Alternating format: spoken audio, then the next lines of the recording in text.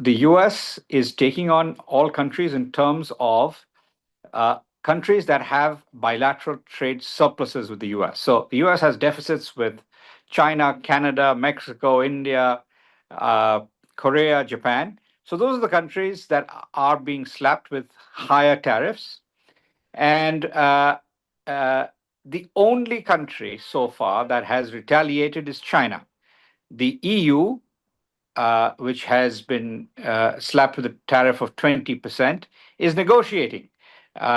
Despite the rhetoric, the EU is actually negotiating to reduce its trade barriers to the US. It is negotiating to increase purchases of US defense equipment, US aircraft, and perhaps even some agricultural products. So if they do that and the US responds positively, then it is possible that the tariff of 20% imposed on the EU will decline to perhaps 15%. And similarly, India is continuing the negotiation. So, on your other question, whether India will capture global markets, I think capture is too strong a word. But India will gain market share in the US at the expense of China, Vietnam, Cambodia, Bangladesh, Sri Lanka, Pakistan, all of whom have been slapped with higher tariffs than India.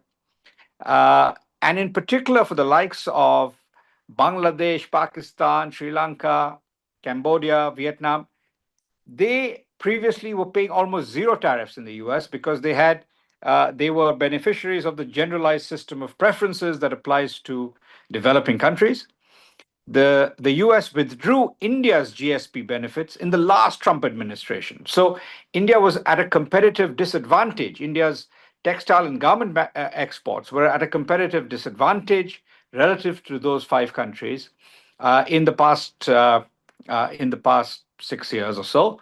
Now, India's textile and garment exports will have a huge competitive advantage relative to those countries and also relative to China. And so India will gain market share in the US quite substantially.